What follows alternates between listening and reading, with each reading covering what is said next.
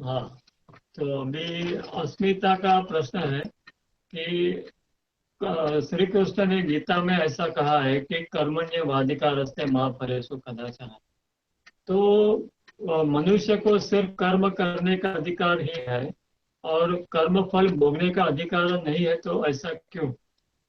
तो वो ऐसा इसलिए है कि मनुष्य इतना चालाक भी है कि वो चाहे कैसा भी कर्म करे, चाहे अच्छा करे तो बोले हाँ चलो मैं इसका भोग भोगने को तैयार हूँ, लेकिन यदि उससे बुरा कर्म हुआ तो उसका डिप्लोमेटिक आंसर देगा कि नहीं नहीं मैंने तो इस वजह से ऐसा ऐसा किया था, वो उसका दोस्त था, मेरा दोस्त नहीं, इससे मैंने कोई गलत नहीं किया। यदि किसी से किसी का विश्वासघात भी हो गया तो उसका भी कोई ना कोई कारण ढूंढ ही लेगा कि नहीं नहीं ऐसा नहीं, मैंने उसने मेरे साथ ऐसा किया था इसलिए मैंने ऐसा किया।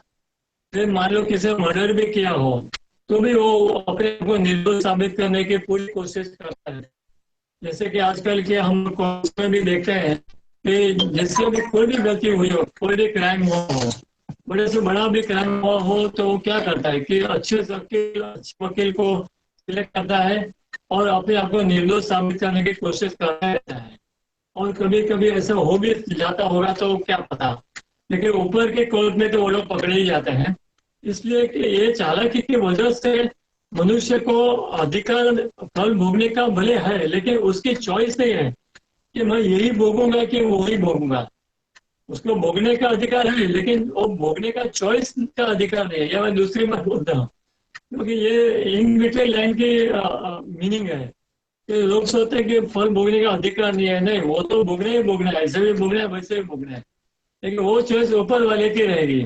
जैसे कि हम लोग का ऐसा प्री पेड प्रोग्राम होता है कंप्यूटर का, वैसे ही ऊपर हम जब जाते हैं तो ऊपर से ही सब निश्चित होके हम नीचे आते हैं। तो देवदूत के साथ बोलो, चित्रगुप्त के साथ बोलो। अभी चित्रगुप्त कौन है? तो कि वो गुप्त रूप से हमारा चित्र लेते रहते हैं। जैसे कि हम लोग अभी ये वीडियो कॉन्फ्रेंसिंग चल रहा है ना, तो हमारा ऑडियो वीडियो चल रहा है ना साथों साथ, तो वैसे ही ऊपर वाले का भी ऑडियो वीडियो चलता ही है। इसलिए हम जब आत्मा स्वरूप में ऊपर जाते हैं तो ऊपर एक चौकोन में आत्मा को खड़ा किया जाता है। उसके सामने एक तेजो स्वरूप देवदूत खड़ा होता है, जो कि आपको दर्शन नहीं होगा उसका, लेकिन तेज स्वरूप दिखेगा।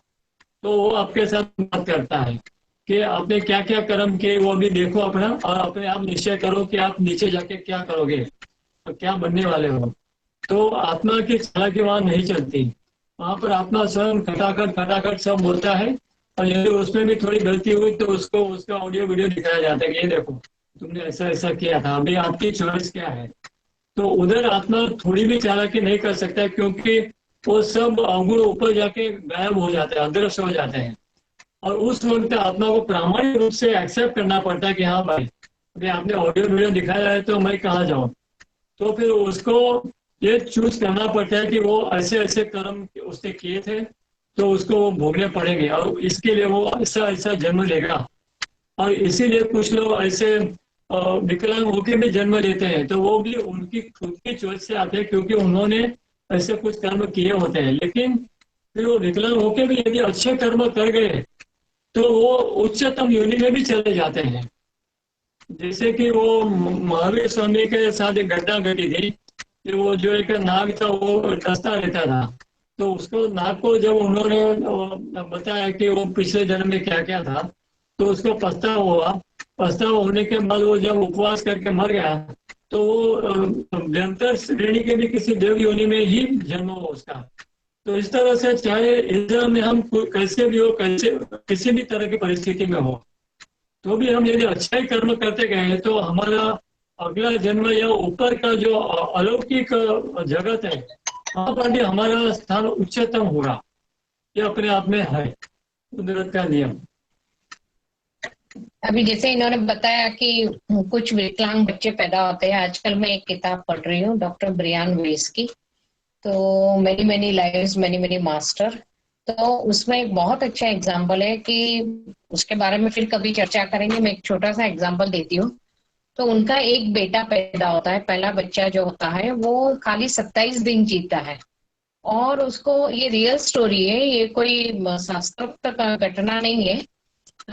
उसको 27 दिन में वो बच्चे को कोई ऐसा हार्ट का डिसीज होता है, और उसका हस्बैंड फादर डॉक्टर है, वो अच्छी बेस्ट से बेस्ट मेडिकल ट्रीटमेंट दिलवाता है, फिर भी वो लोग बच्चे को बचा नहीं सकते। वो रेयर डिसीज होता है और बच्चा निकल जाता है।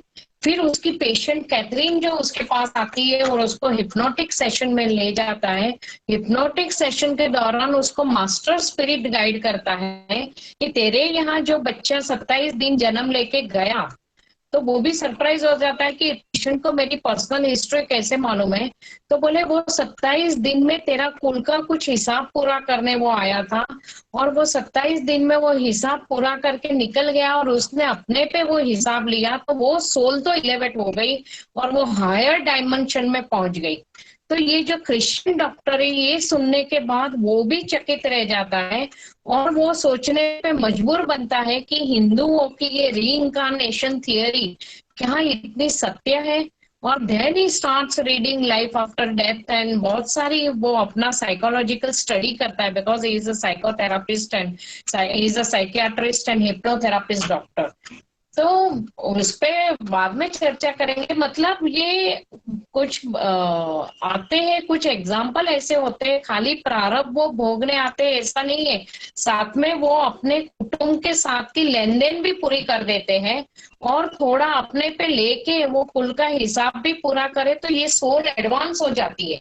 उसको आगे इतना प्रमोशन मिलता है कि उसने अपने जीवन का बलिदान दिया, उसने इतना भोगा। ये बहुत ही इंट्रिकेट साइंस है। कोई गुरु तुम्हें सच्चा मिल जाए तो वो जब इतना एलिवेट करता है, जब आप अपनी आत्मा से बात करते हो ना, तब आपको वो जवाब मिलता है कि क्यों मेरे साथ ये घटना घटी, या मेरे परिवार में ऐसा क्यों हुआ। और ये जो कर्म का हिसाब है, उसमें भी काफी एक्सेप्शंस है कि अगर बच्चा कोई कर्म करे, जैसे युग रुद्वी है, अभी छोटे बच्चे हैं, उनको नहीं मालूम सही गलत का हिसाब क्या है, उनसे कोई भी कर्म होता है तो उनको माफी है, क्योंकि वो उनको विवेक बुद्धि अभी तक इतनी जागृत नहीं हुई। कोई अभान अवस्था में कर्म करता है, जैसे कोई अल्जाइमर पेशेंट है, मेंटली स्टेबल नहीं है, जैसे उस दिन बात हुई थी कोमा में है, कोमा वाला तो कोई कर्म करेगा ही नहीं, पर कोई अभान अवस्था मतलब जो मेंटली साउंड नहीं है, ऐसी व्यक्ति से कोई कर्म होता है तो वो गिना नहीं जाता, क्योंकि वो आई अवेयरनेस उसकी स्ट्रांग नहीं है, वो मेंटली स्टेबल नहीं है। मनुष्यतर योनि में कोई कर्म होता है, वो एक साइकिल के हिसाब से होता है, मतलब एनिमल किंगडम में, तो वो भी गिना नहीं जाता। और फिर वो संचित कर्म नहीं बनता, मतलब वो कर्म के बैलेंस में नहीं जाता। और आप जब जग कल्याण के कर्म करते हो, उस पे अगर टाइम है क्या? हाँ, हाँ, तो जग कल्याण के लिए कर्म करते हो तो वो कर्म भी संचित कर्म में जमा नहीं होते। जैसे महाभारत के टाइम कृष्ण भगवान ने युधिष्ठिर को बोला था, द्रोणाचार्य जब सेनापति थे, और वो इतना कृष्ण भगवान जानते थे कि द्रोणाचार्य तो आचार्य है, पांडवों के भी आचार्य है, और उनको हराना बहुत मुश्किल है, पर उनका वीक पॉइंट था कि वो अपने पुत्र मोह में थे। तो उन्होंने, और कोई उनको न्यूज देगा तो द्रोणाचार्य नहीं मानेंगे, वो कृष्ण भगवान जानते थे, तो उन्होंने युधिष्ठिर को बोला कि आप जाके द्रोणाचार्य को बोलो कि अश्वत्थामा मराया। तो जो युधिष्ठिर नहीं जाना चाहते, क्योंकि वो बोलते मैं सत्यवादी हूँ, मैं कैसे झूठ बोलूं। तो भीम से कृष्ण भगवान अश्वत्थामा नाम का हाथी का वध कराते हैं, कि ताकि युधिष्ठिर जाके बोले कि अश्वत्थामा मराया। फिर वो धीरे से बोलता है नरोवा कुंजरोवा, यानी कि नर मरा या हाथी मरा मैं नहीं जानता, पर वो इतना स्लोली बोलते हैं कि द्रोणाचार्य सुन नहीं पाते, और अश्वत्थामा मराया सुन के ही वो हथियार रख देते हैं। तो कृष्ण भगवान को वो झूठ बोलने का पाप नहीं लगता, क्योंकि उनको वो धर्म युद्ध जीताना था, और एज अ पार्ट ऑफ वो युद्ध जीतने की डिप्लोमेसी में उन्होंने किया। तो आपका intention also count, with what intention you have done the कर्म, अकॉर्डिंगली उसका फल वो संचित में जाएगा कि नहीं जाएगा, अकॉर्डिंगली डिसीजन होता है।